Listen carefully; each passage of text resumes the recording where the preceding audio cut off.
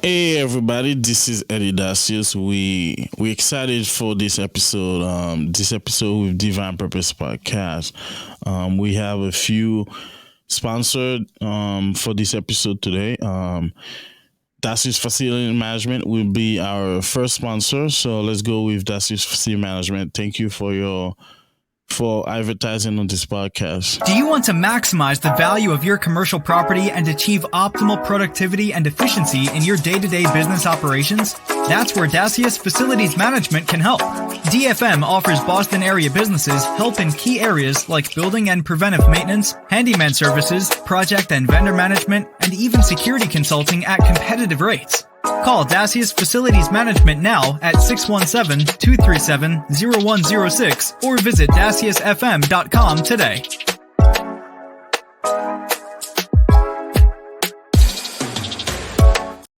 Yes, call them now, 617-237-0106. We're excited. So whenever we have a new sponsor, we have Barry Brownstein Photography.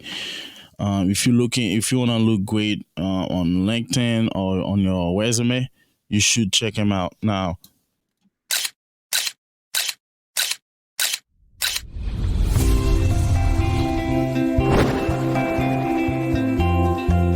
Did you know that most people would rather have root canal versus having their headshot taken? Hi, I'm Barry Braunstein of Barry Braunstein Photography, and I create headshots that people love. When you work with me, I help you to feel comfortable, show and teach you how to smile, to feel at ease in front of the camera, and light you in a way that makes you look great. All right, so 781-237-0495. Go on their website, barrybrownstein.com. If you are looking for a great headshot.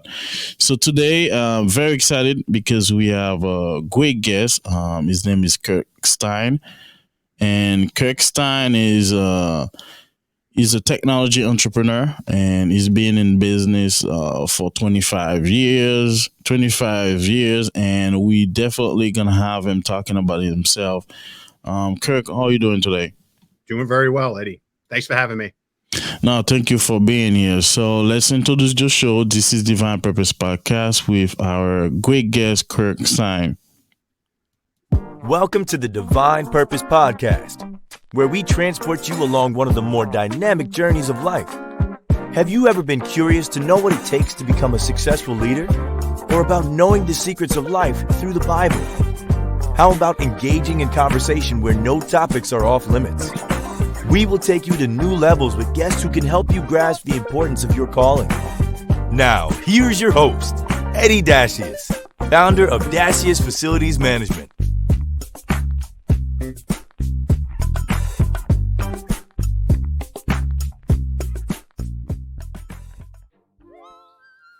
Yeah, so this guest is a president and COO, and he's a CEO of Vista Technology Solution, MIT Sloan Management, 9 years entrepreneur, technology enthusiast, and adapt, pivot, and resilience. So those are these highlights. For his hobbies, black belt at 41, taekwondo, wow, workout regularly, ski every winter.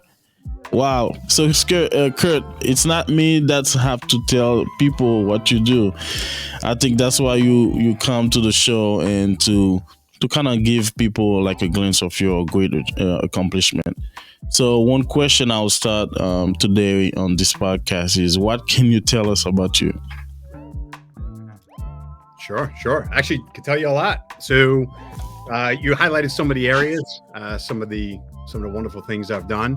I guess you could say that I like to set my mind on something and then accomplish it. So going back to where I'm from, I actually started in technology in 1998, working for AT&T, and then through my years, I got to opening a business, running a business in technology, and creating new businesses. So yes, I've been in technology for a very long time, and during that time, instead of not accomplishing all the things, I felt I couldn't sit still. And that's why I went into martial arts and taekwondo and set a goal for myself and said, I can make, a black belt. And I did it at 41 years old. Try to do it at 40, but I just, I couldn't make it. It wasn't enough. And then, So, yeah, go ahead. And then after that, I figured, hey, I did Taekwondo. Let me move into jiu-jitsu. So then I started that, that progress, and that just takes a very long time. Let's talk about this a little bit. So what interests you? I know some people do boxing, but is it movies you watch, or is it something you always wanted to do? Yeah, it's a good question. So my wife and I were talking about it too. If you go back to growing up in the 70s and the 80s, every Saturday morning was before cable, took over and changed everything. Yeah. It was Saturday morning watching martial arts. Oh, wow. I mean, that you got to remember back then it was you had, like 5 channels to work with, 2, 4, 5, 7, 9, 11, right? And that was it. You remember you'd have to run up to the channel and turn the dial, and nobody wanted to do it. So every Saturday morning we had the cartoons, and then we had the martial arts movies, and I was absolutely fascinated by it. But that's kind of, it was always interesting to me. But the real reason why I did it wasn't because I was trying to go into the MMA or trying to resolve some anger issues or something of that nature. Yeah. It was really, the reason why I did it is I had my children in it just to give them some of that kind of team camaraderie and discipline. But the reason why I did it is because I hurt my back. I have 2 herniated discs in my back, and I was always in pain, and I was constantly going to doctors and chiropractors and speaking with some of the masters at the dojang. I found out that they hadn't hurt their backs as well. Yeah. The amazing part about martial arts, or more Taekwondo, was the amount of core exercises that they do. And every doctor tells you to strengthen your core. In doing so, it'll take away some of the back pain. And I was like, well, I always liked martial arts. I always liked to be physically active, but now my back was hurting me a lot. Maybe it was being in the office environment, leaning over a desk. And I said, you know what? Let me just kill a couple of birds with one stone, right? Take care of my back, get some exercise, and maybe achieve something, get a black belt. I got to tell you, I was in the best shape of my life. My core was amazing, and my back did not hurt as much as it used to hurt. And that's why I did it. And then from there, I just got a love for it. And look, competitively, it's great. Achieving a goal is fantastic. But then the other part of it is physically you stay active, and then mentally you're constantly challenged to learn things and to grow. So those are the aspects I loved about it. Do you compete on like a tournament? No. And the reason why I don't is because at my age and at the fact that I have to still provide for my family, that it's completely very, very competitive, and you can get hurt. Yeah. It's very difficult to sit in a meeting speaking to an executive with a black eye or a broken eye. You're right. As much as you'd say, oh, I love to do it, not everybody's going to understand that you did it because you love the competition. Being in pain certainly does not help facilitate making a living. No, makes sense. Let's go in your childhood. Maybe, can you share with us any great memories, childhood memories with the audience today? Sure. So you always go back to being a child. Actually, I reflect on a lot about it now because I now live in New Jersey, in a more rural area with a lot of farms. But I grew up in New York. I grew up in Long Island, and there weren't any farms where I grew up. And what we mostly did was, as kids, I loved the summertime because I reflect back on getting on bicycles with all my friends. Bicycles that you put together. Right, you put the pegs on there so you can stand on the back with your friends. You change the pedals out. You don't lose footing when you're pedaling really fast. You get the mongoose bikes or dirt bikes and try to go find an area where you can do some jumps, etc. But the part I loved was that you get on your bike and you would just go. You'd go for miles and end up in different towns and try to find parks and try to find creeks and try to find things you could jump on. That was some of the best parts of my childhood. And I noticed that doesn't really happen that much out in New Jersey because things are so far and the roads are, a lot of cars go pretty fast on the roads. And I think it would be pretty dangerous for kids to do that. But that's some of my greatest childhood memories is going out with friends and just exploring and seeing what happens out there.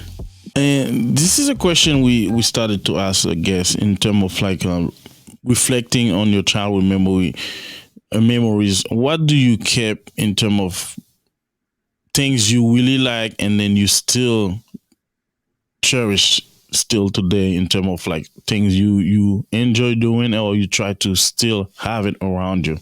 Yep. Good question.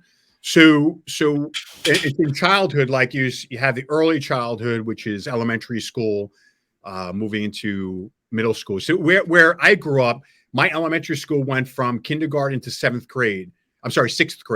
And then high school started at 7th grade to 12th grade.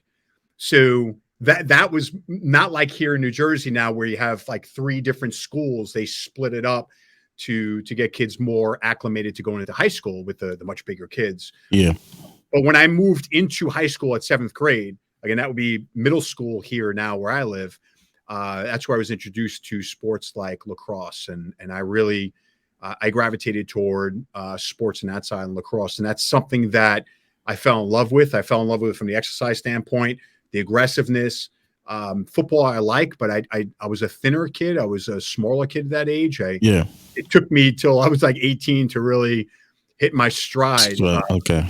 So I didn't want to go into football and get killed. So I chose lacrosse, figuring that'd be just as tough, fast, exciting, and was something cool, right? You think as you're younger, you want to do something cool. Yeah. And that's what I did then. So now you're saying, how does that translate now? It's interesting. After high school, I didn't pick up a lacrosse stick until this year. So wow. That's 30 years I didn't pick up a lacrosse stick, even though I loved it, because I got rid of the lacrosse sticks. I wasn't really playing with it a lot because I had young kids. But my older kids now, my girls, have joined lacrosse. Oh, okay. So now it's like it's come full circle where I got the stick and she chose to be goalie, and I'm shooting balls on her, and I still have it. It's pretty cool. I haven't lost it. So just you get the cradling down, and now she's excelling in it, and I'm just helping her out. So it's what I loved when I was a kid. Some of the memories that have translated into my my years. I'm 50 now, so almost 51, and I'm out there, playing with her and keeping her. Nah, you look great for 50, man. I think taekwondo is great. So let's go ahead. It must be the genes, right? It's my it's my family. Let's talk about challenges, because I know growing up and you're talking about your experiences, 25 years in technology. So can you share with us like 2 challenges in event in your life, and how did they challenge you? Sure. This could be a long story. Challenges go back to childhood. It's not to make it too sad of a conversation, but everything that happens from your childhood on, right? You have environmental challenges that shape you, and you have physical challenges too at times that shape certain people. In my challenges growing up, I came from a family of 5. I have 5 kids in my family. I have 3 older sisters and a younger brother. But when I was 2 years, I actually had a twin sister. We were fraternal twins. And at 2 years old, she passed away from SIDS. Wow. In the 70s, it's crazy. They don't know anything. But now you have a lot more information around it. But it's something that impacted the family. So while at 2 years old, if somebody asks me, so how was, what was that like? I can't really tell you. Because I was too young, but I was, as far as I'm concerned, the pictures and videos, it was my best friend. But the impact it had, and this is kind of how it shapes you as well, the impact it had is on the family. You can only imagine that losing a child is a very sad environment. My father had his own business. He threw himself into work more to focus on building that business, and probably to deal with some of the sadness as well. Yeah. My mom still had to raise, 4 other children. And it was a very, challenging environment that side from a happiness standpoint. While I was happy at times, you always knew there was sadness that came in from the memories. And they then had my brother after that. So we still had 5 kids, but there was always this sense of sadness in the family. And the age range was, my younger brother's 3 years younger than me. My oldest sister's 8 years older than me. So you could see the age range is a lot. So as my oldest sisters were getting older, there's a gap. They were out of high school and to college. I'm just coming into high school. So you can kind of see how there's a lot of separation between them. Yeah. And what I found was I spent a lot of time trying to entertain myself, right? To keep myself busy. And that shaped me as to who I am, is to kind of find ways to entertain myself, kind of grow up and work through some of those challenges that I dealt with. No, and thank you for sharing, because whenever we ask this question, always, we don't know the direction the guest is taking us, and we always welcome to hear and then to learn from these challenges too. So let's go on a better note, where you had a lot of accolades. So which of your accomplishments are you the proudest? It's interesting that there's, I would say it wouldn't be just one. I know you like to have just one, but the interesting part about it is you reflect on it. Every accomplishment moves you one step forward. Yeah. Right? And that's, I think people can't lose sight of that. If you got a award at school, I mean, that shapes you, right? What does it do? Why do kids go into sports? They say it's to build confidence, right? So if you score a goal, it builds confidence. And wow, I was able to do that, and it provided me that level of confidence. And that helps you as a stepping stone in life to achieve other things. Scoring a goal does not make you president of the United States, right? Yeah. That's not what it is. It's all little steps along the way. So if I go back, I've had at AT&T, I had accolades, top 1%, top 2% in sales for every year, and it was always an accomplishment on top of the other. Getting my degree in college, it wasn't easy. I'll tell you this much, I was on the 13-year plan when it came to college. Let me explain what that means. Go ahead. I paid for college myself, and I worked to pay for my college. It was what I had to do. I had to, my parents didn't have the ability to pay for college growing up. So what I did was I found a way to get a job that would give me tuition reimbursement and get a paycheck and learn. And the place I went to was UPS. So I started at UPS at 18 years old, and I left at 26. So I was there for 7.5 years. And what I did was I found that UPS, what are the shifts to work? And it was a 6 o'clock shift, and you work 3 hours a night. I got full medical benefits. They paid me a salary, and I went to school. But what I found was if you went to the 10 o'clock shift at night, they would give you tuition reimbursement. So let's put some perspective on things, since people understand how much college costs. So that was 1991 where I was doing it. And that's when I joined UPS. So I was around 18 years old. So what I found was that college, I went to Hofstra University at first. It was back then $8,000, $4,000 per semester. Wow. That's Yeah. UPS gave me over $2,000 per semester. So that was wonderful, right? So I just had to work midnight shift, and then they would give me tuition reimbursement, full health benefits, give me a paycheck, and I was able to work through school. Just understanding that was very challenging, was taxing on me. I was working more than one job. I was valet parking at the time too, on weekends to make more money. And it was a lot for me. So what I found was I had to slow down the amount of credits I did every semester in order to maintain almost a full-time job. Even though it's part-time, it was a lot of hours, almost full-time. It's about 6 hours a day. So that's just shy of full-time. And then I had to slow it down in order to complete college and do my jobs. So I ended up slowing down, where even when I moved to AT&T, I was doing one class a semester just to finish my degree. So now you can understand why it took so long to get my degree, but I was determined to get it. Even though I was having a lot of successes, I still wanted to get that degree. And that's why it took me so much time. And thank you for sharing, because we're gonna go deeper, because we want people to kind of get everything. So first, how did you know about this path?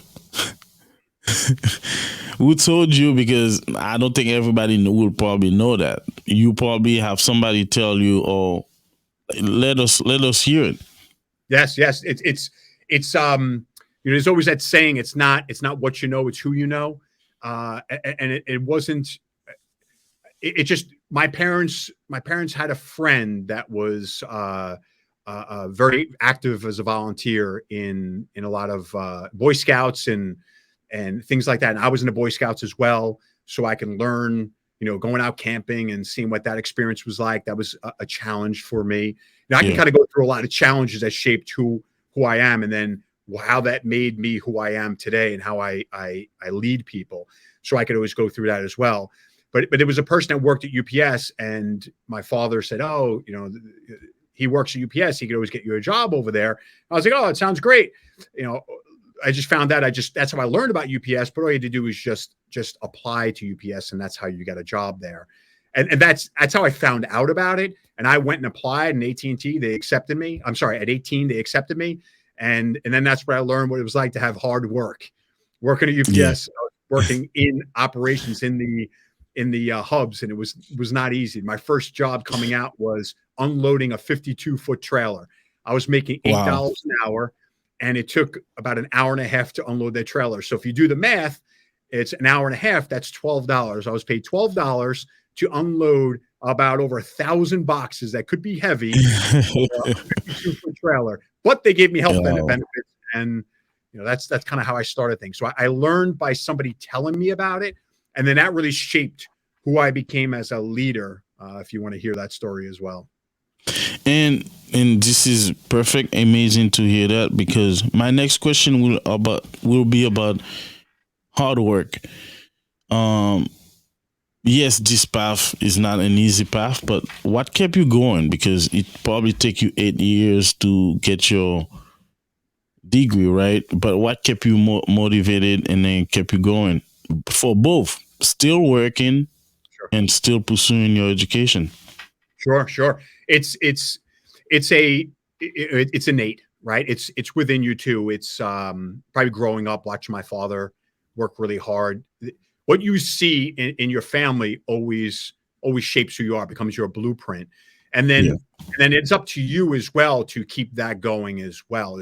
There's some folks that won't copy what their parents do, and they go the opposite. That could be good or bad. And there's others that will copy it, and that could be good or bad. In this sense, I took it from a hard work perspective, and I'm very competitive. I'm a very competitive person. Obviously, if I'm in martial arts, even though I haven't done tournaments, and I gave you the reasons for that, I don't want to get hurt. I'm very competitive and to start something and to finish something, see it through. And that does not mean that it wasn't challenging. That does not mean that I never thought to myself, why am I getting my degree? I'm already highly successful at AT&T. I could just stop and never finish it. But along the way, I had friends that became mentors and said, look, just get that degree, just finish it out. It looks good. Just have it. It's something important to finish. You're so close. So it always helps to build around you a good support structure that helps you along the way too. Everybody you meet can always give you information and advice and help you along the way. But being through pressure at UPS taught me a lot about myself, what I can deal with, what I can take. It was a very high pressure environment. They expected you to succeed. They didn't care what your excuse was. I moved into management. I was working with union employees, running the teams that would load trucks, 52-foot trailers. You had 3 hours to accomplish that task. They didn't care if somebody didn't show up and we called in sick one day. They didn't care. They wanted you to complete that job in the amount of time it was. If you didn't, they held you accountable. They were not nice about it. So you had to learn how to adapt and to achieve those goals no matter what. So I'm going to school, trying to take tough classes, chemistry, et cetera, and pass them. I'm in a tough work environment in UPS from a management perspective, which is teaching me how to deal with pressure, the ultimate pressure of succeed or, they're going to fire you. Motivate people as well. I had to motivate people, not by threatening to fire them. I had to motivate people by showing them respect and holding them accountable. And all that shaped who I was. And I said, let me just finish my degree. And I finished my degree in 2003. So started in 1990 and finished it in 2003 and got that degree. I made it. And then I just continued to achieve things going forward. And so what's the best compliment you ever gotten? Best compliment. It's usually, so I'll say this. Not everybody, nobody sees themselves as the world sees them. That's probably a great way to say it. And maybe there's some psychological reasons for it. I'm not a psychologist, but I'm sure if there's a psychologist watching, they'll understand it. But you always have a framework or a version of yourself that you believe the world sees, and it's not always what they see. And also, there's a lot of different versions of what the world sees. Biggest compliment I would get is my tenacity, my resilience, and the fact that I can adapt and execute very well. And that is the compliment I got, because I know that about myself, but it was great for others to see that I could be resilient in the face of tremendous challenges. I can adapt and pivot, which is what you need in life and even in business.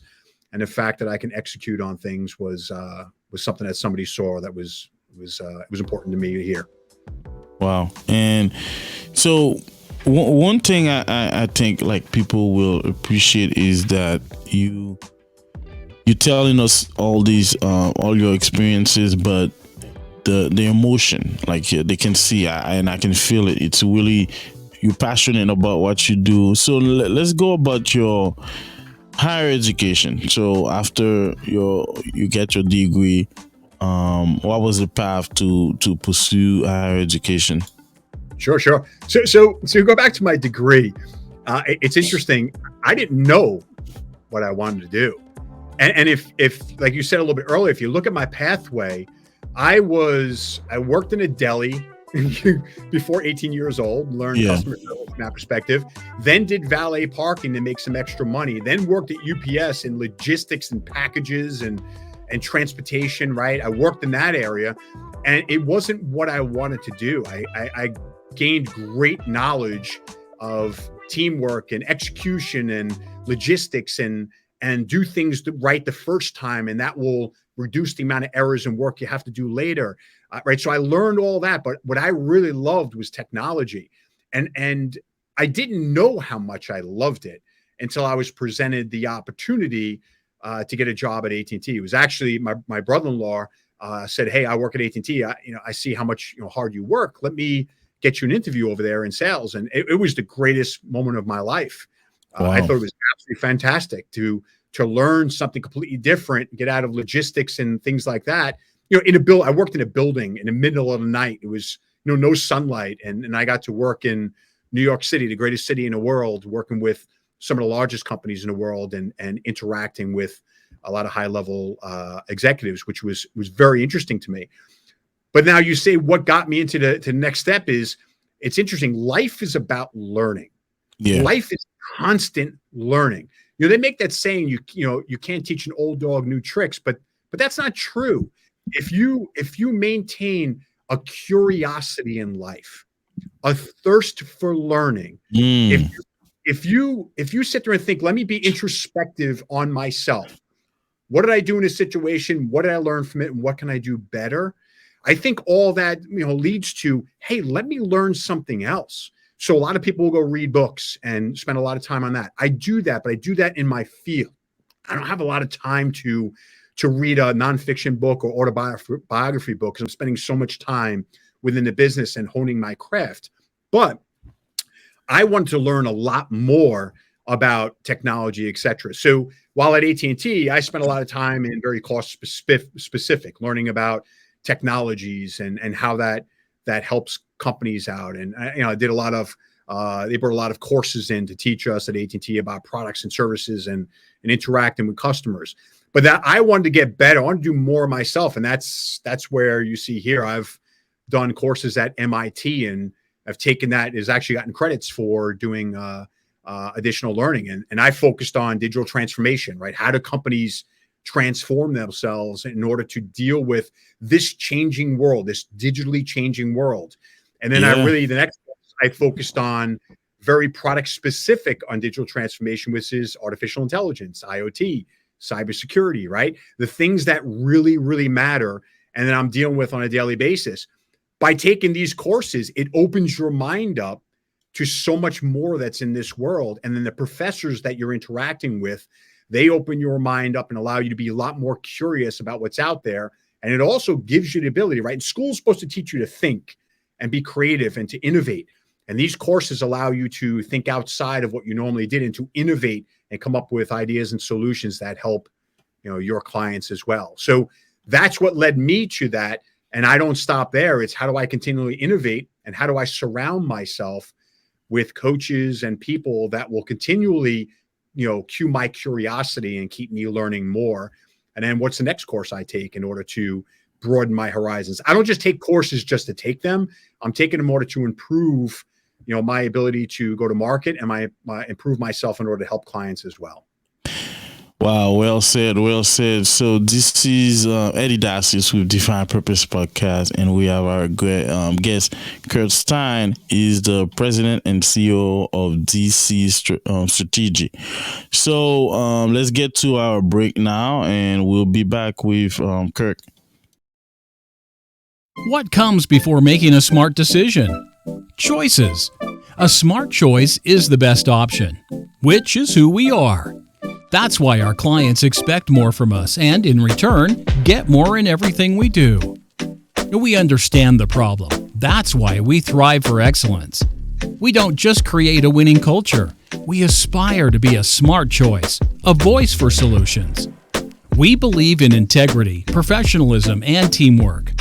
Our passion is to bring results from our clients by working harder, smarter, and faster.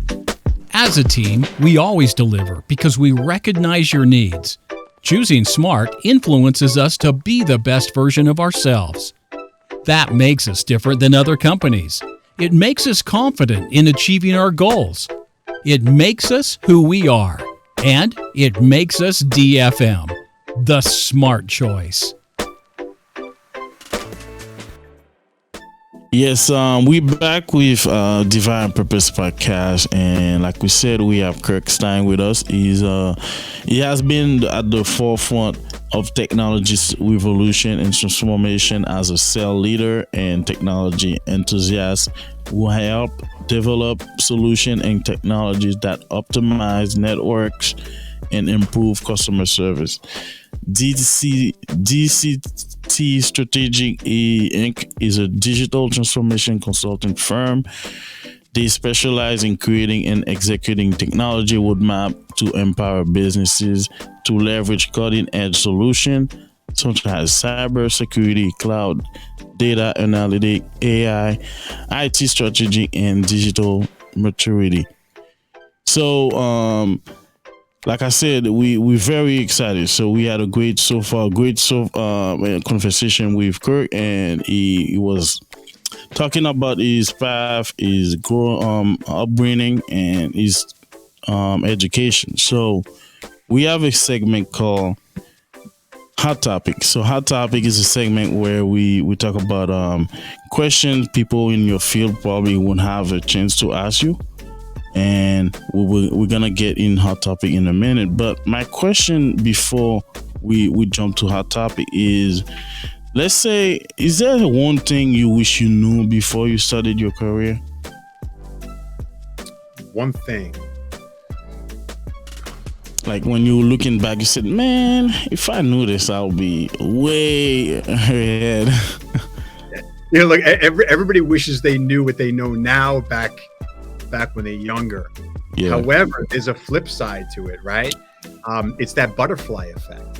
And it's interesting when you're asked this question. It's a good question just to be, open and talk about, what if you did something different, etc. But then as you get older, you start thinking about the consequences of every decision that you make and the butterfly effect, right? So if I did something differently when I was younger because I knew about it, I wouldn't be here right now speaking to you. I wouldn't be where I am today, right? So because it is the butterfly effect, it isn't a ripple in time. If I knew about technology and I should go to school for this and I should learn more about it, I wouldn't have picked AT&T. I might have picked, a different company. And then I wouldn't have met my wife. I wouldn't have my kids, and I wouldn't be where I am today. And that's the serious aspect of it, right? That's the part that you say, I wouldn't change anything because everything I did got me to where I am today. But if you think about it from what would I change is I didn't have as much guidance as you may think I did when I was younger. I didn't have somebody telling me, hey, this is the way you should do things. This is the path that you should follow. That's what coaches do for you today, right? That's what coaches do for you in business. They say, I've been where you were. Yeah. I've taken that pathway, and I'm going to advise you on the right ways to go so you don't make the mistakes I made. You pivot when I should have pivoted, or you follow my exact path and you'll lead to success. So I do that now. I have a lot of coaches now that help me there. But if I was to say it, I wish I had more advisors when I was younger, giving me a better understanding of what the pathway is, because I felt lost from high school to going to UPS to eventually when I found my pathway to AT&T. I wasn't sure what I was going to do. I was 26 years old when I got my career. And even though I was working hard and I was achieving things, I didn't feel like I was in the place I wanted to be. And I was executing. I was working hard. I was going to school, but it took me a lot longer to get to where I wanted to go than I would have if somebody was guiding me. But I also know that if I would have known that, I might not have followed this path. And I know it would have been a choice that probably would have led me to having a different life. And I wouldn't want a different life. Now, and like I said, this is we like to ask this question because we don't know where the guest is taking us, and this is a new version from you, Kurt, and I like it because you summarize everything you accomplish where you don't feel that anything was missing. Let's jump to our topic, and I have a great question to start this segment.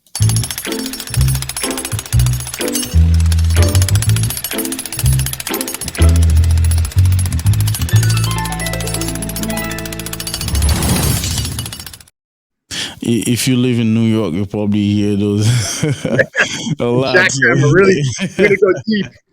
I know. So we're gonna go deep. Let's talk about transferable skill. Let's take everything you learned from your first job to what you're doing now. What skill you feel like you learn that always help you get ahead or get comfortable or get successful in your position? Absolutely. I have the perfect one. So I actually talked to my kids about it as well, because going back to your earlier question is, I want to provide my children with some of the guidance that, I didn't necessarily have. And it wasn't a negative, just I didn't have that guidance. I try to provide them with the guidance in order to shape them a certain way in a pathway. And the one I love to tell them about is pressure.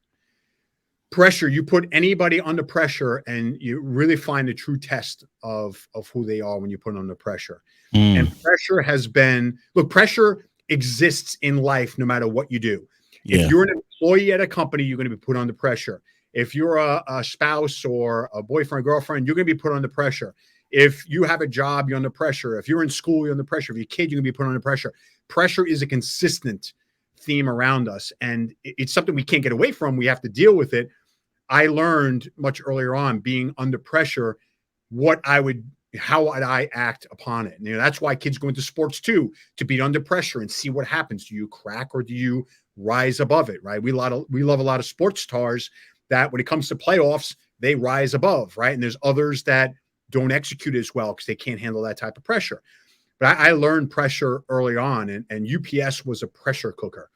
And I was put under a lot of pressure at UPS in order to execute on a very short time window, 3 hours. If it took 3.5 hours, it was a failure. You did not succeed. And that, it wasn't just that. It was, I had so many trucks that I had to get unloaded. 5 trucks had to be loaded up with thousands and thousands of boxes in each truck. And you had personnel in each truck that they didn't want to work too hard, right? They were they were going to take it easy if they could. And I had to learn to motivate them without, threatening them and lose their job, or you had to motivate them by showing respect. And I had to get things done in a certain amount of time. And it didn't always work so well. Wow. Things could become chaotic. We didn't complete in time. Boxes were not inside the truck. They were all outside the truck because everything was a mess, and the belt system, everything was a mess. Boxes everywhere. It was going to take an hour to clean up. And I was put under so much pressure. I remember there was a moment I was standing up against one of the bay doors, and I was thinking to myself, like, man, you can give up right now. You could just say, forget this, just quit. You don't have to do this anymore. This is crazy. And then the other voice in my head said, no, we're gonna get this thing fixed. And when we get it fixed, we're gonna find out why this happened, and we're going to improve upon it so it doesn't happen again. And that moment was a turning point for me. I really realized at that moment that it was so much pressure on me, and I put so much pressure on myself that I rose above it. And going forward, I never, ever was in that situation again. It didn't matter if somebody didn't show up for work. I was never in that situation because I learned how things worked. I learned how to motivate people. I learned how to see what was going to happen before it happened.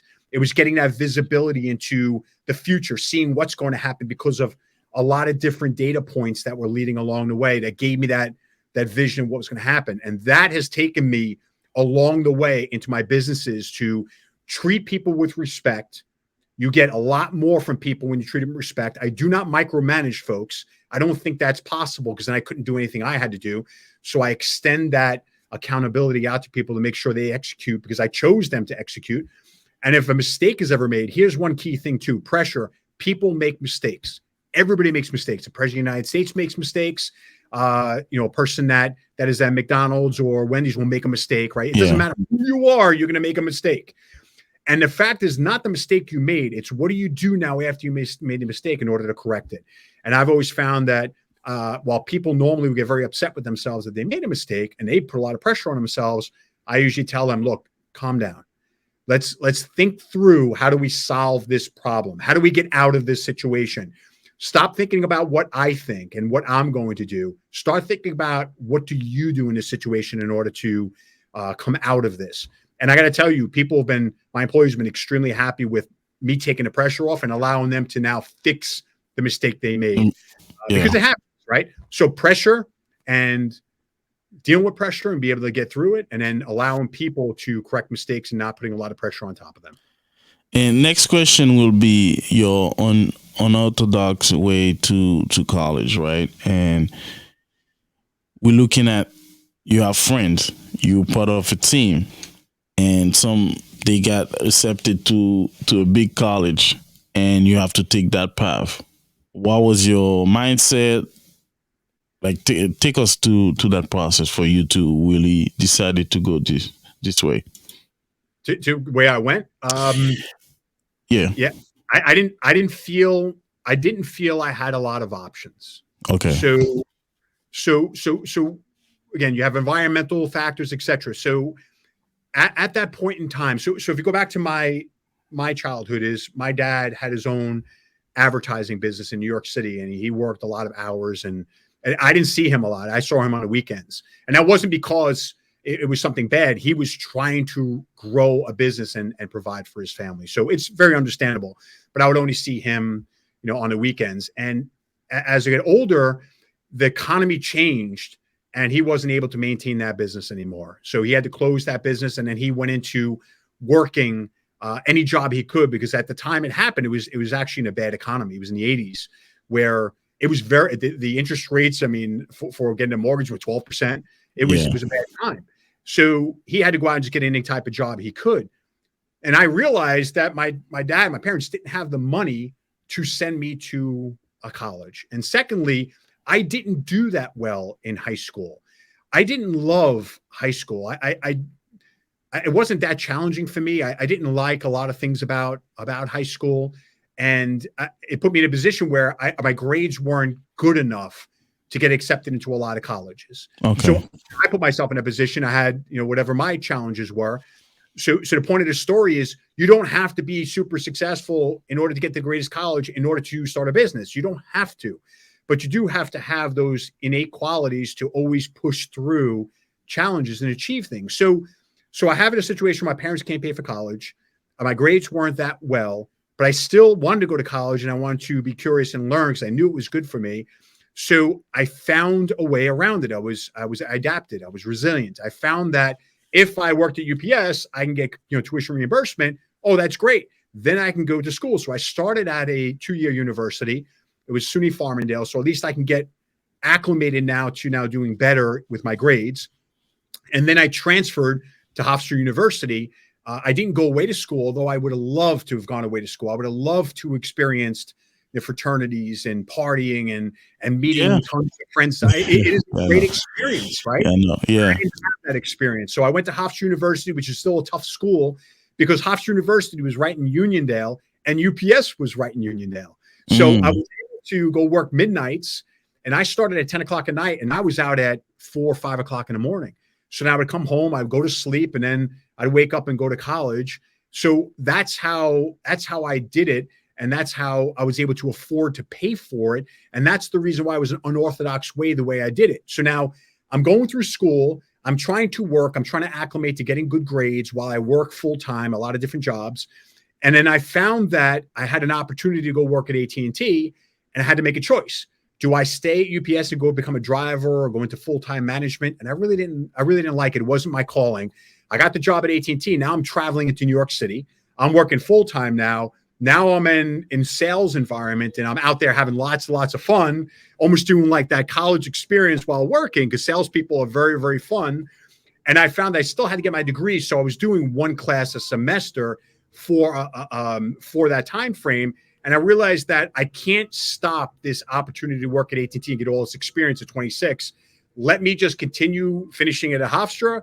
I'll get my degree. I'll keep working. And then I could always go to some other college later on. Yeah. So I had no choice the way I did it. I would actually have had to stop, take out a lot of student loans to go away to college. I could have done it.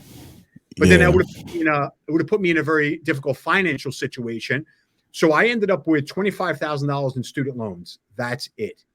And I paid that off in 2005 or 2006. I didn't have hundreds of thousands because things cost less. Now, if you look at Hofstra, it's $40,000 a year, $20,000 a semester. I mean, that's impossible. I don't know how. Yeah, you're right.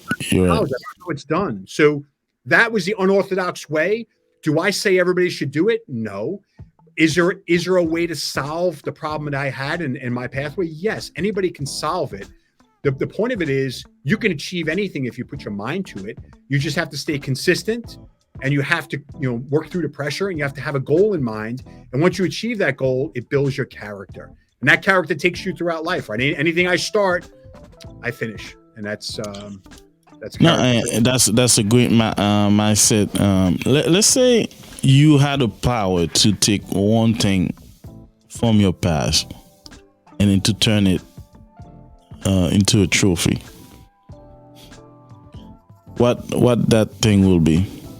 It might be a job. Yeah, just one thing you will take over anything. Let's say you have to go with it, and that thing will be your trophy. What will be? Yeah. So then you look at it. I'll look at it from a character building standpoint, because no matter what you do in life, right? Your character, your integrity, your ability to, again, we talk about work through pressure. Every single person in this world has a challenge. Yeah. Everybody, no matter who you look at, you always say, don't judge a man until you walk a mile in his shoes. And the same thing for a woman, right? You don't know what somebody's going through every day. So I look at it from a standpoint of you build up your character, you build out your foundation, make a strong foundation. You can weather challenges and pressure and the downsides of life. So the trophy I would put together, believe it or not, would be working at UPS. I would tell a lot of people to go work at UPS. Wow. Because it's the people that work there were a lot of ex-military, a lot of full-time supervisors were ex-military. It was very structured, organized, no BS environment. They had a lot of accountability, and I learned who I was as a person without going into the military, and I learned that I can overcome a lot of challenges. It didn't matter what it was; I can overcome them, later in life. So I would make that into trophy. And by the way, I almost went into the military. I almost joined the Marines at 18, and I had a change of heart. But I guess I got it with UPS anyway. It was a very structured. You better be here by this time. So I would turn that into a trophy because that made me who I am today. I mean, it didn't make me. Obviously, it was who I was, but it brought out the best in me. And that's trophy. Well said. So well said. That was great to hear in terms of closing on hot topic with Kirk Stein. So now we have a new segment. You're probably gonna be the third guest to kind of dive into that segment. It's called "Trust Me, I Know." So it's a bragging segment. It's gonna be you. It's gonna be you on that page, talking about something you know. It's not only you know, but you're very confident, 100 confident you know, and you're gonna share with us. Let's go with trust me. Trust me, I know now.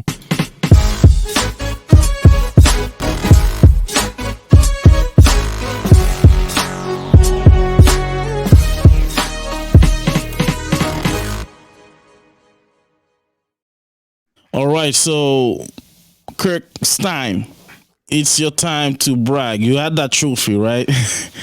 And now it's gonna be like something you can share with us, something you know about AI or technology, Yep. and you're confident. You know, it might be your business, it might be your company.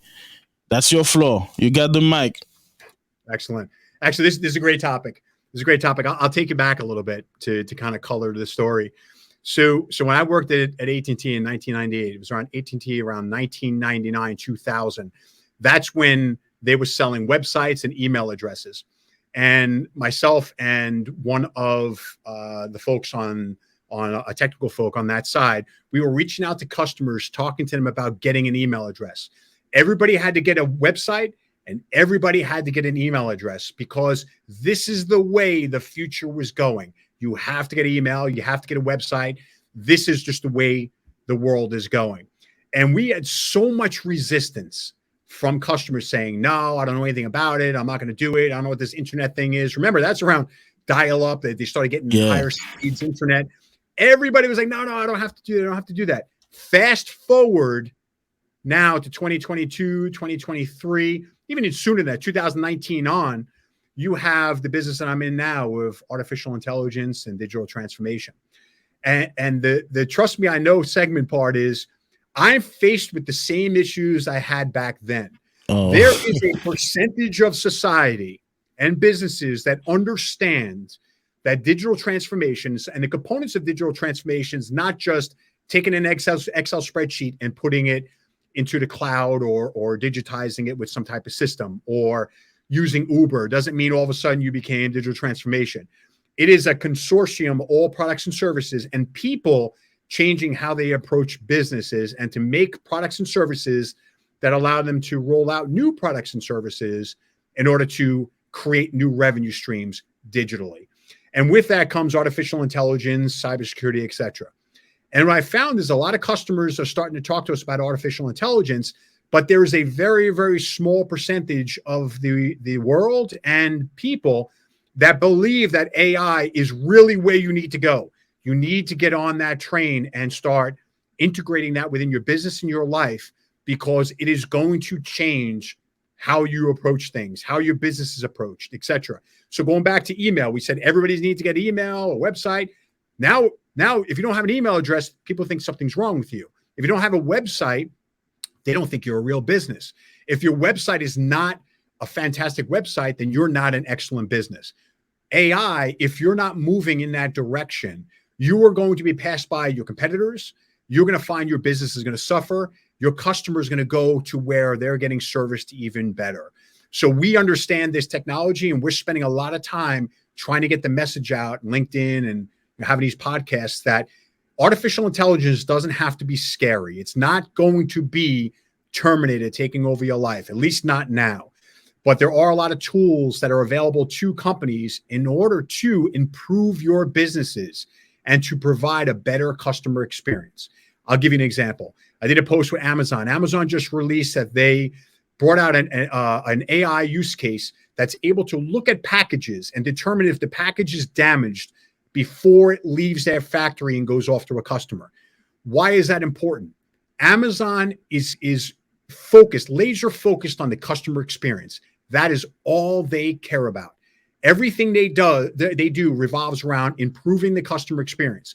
So how does that improve the customer experience? If a customer receives a box that's perfect, they're going to say, wow, I got a fantastic box. What if they received a box that was crushed? they would say, I'm not going to order from Amazon again. It doesn't matter if UPS did it or the US Postal Service did it.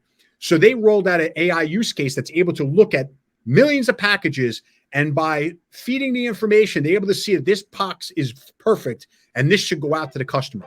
That AI use case is improving their customer experience. That is very strategic to their business. It is brilliant.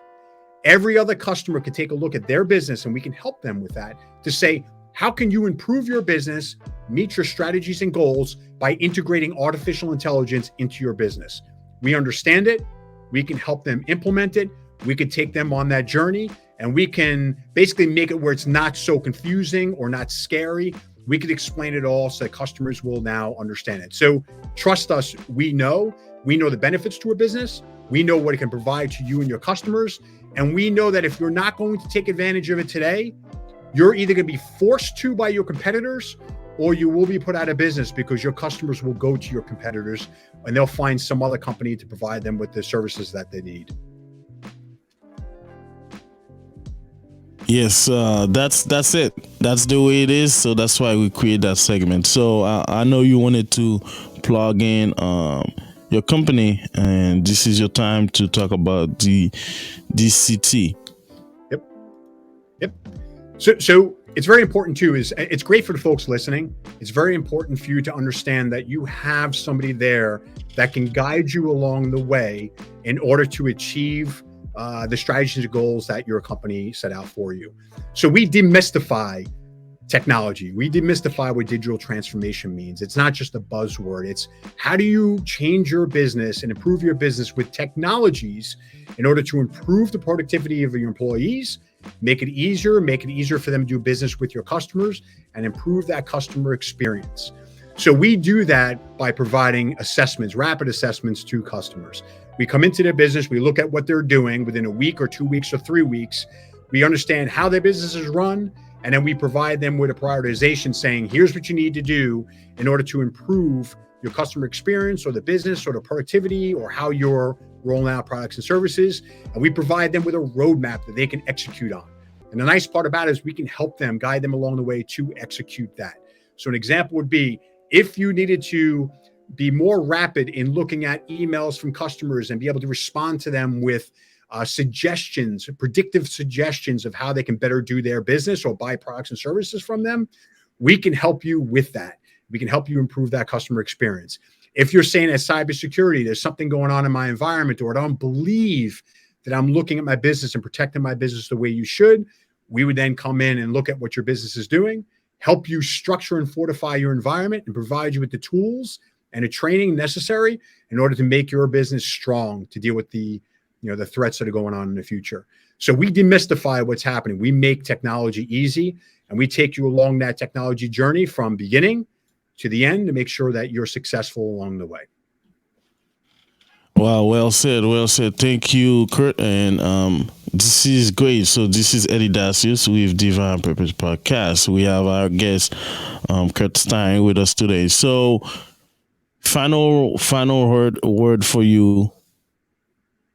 Sure. Last word in terms of because we're getting close to our close to the end to this great conversation, and I was paying attention. Like I said, I usually pay a lot of attention to the guests, but you kind of captivated me to hear your story, which relate to my path too. But last word for our audience. Sure. So for everybody listening, right, you have Believe, Achieve, and Live as a Divine Purpose Podcast. And it's pretty interesting. You go back to everything I said. There's not one pathway for anybody. And if you surround yourself with people, with advisors, coaches, people that can give you advice, and you're open to it, no matter what your pathway is, you can still achieve a goal and get to a pathway you want. It could be unorthodox in how you do it. It doesn't have to be perfect along the way. Just understand, I started as an English major in college. I ended up in technology. I started technology companies, and now I'm running successful technology companies, helping customers out because I always believed in myself. I was always working on improving and getting better at what I did, honing my craft. I was able to achieve it and then live that purpose, right? Live my life of I can achieve anything I want. I can pivot. I can adapt no matter what the challenges are. there is not one way in life. There's multiple. So if you get anything out of this, understand that everybody has a challenge. If you set your mind to something, even if a roadblock stops it, you can always pivot, go a different direction, but always have a goal in mind of where you want to go. Continue to be curious, continue to learn, and you can achieve anything you want if you believe in yourself. Wow. This is great. So this is Eddy Dacius with Divine Purpose Podcast. So if you want to support our channel, so you can scan the QR code. We have Venmo, we have Cash App, and we have PayPal. You can donate from $25,000 if you want, but $25, $50, $100, and $500. You can call us 617-227-0106. You can go online at www.dppodcast.com. Kirk, thank you for being here. We're excited for this great episode, and we definitely gonna have your website, your information. So anything you want to add before we go? No, I appreciate it. I love what you're doing. I love that you're giving people a pathway to understand that there's if you believe, you can achieve and you can live your life. And it's important. People go through challenges, learn from them, and understand that there's always success on the other side if you push through. Yeah, great. So this is Eddy Dacius with Divine Purpose Podcast with our guest, Kirk Stein. Thank you. Thank you.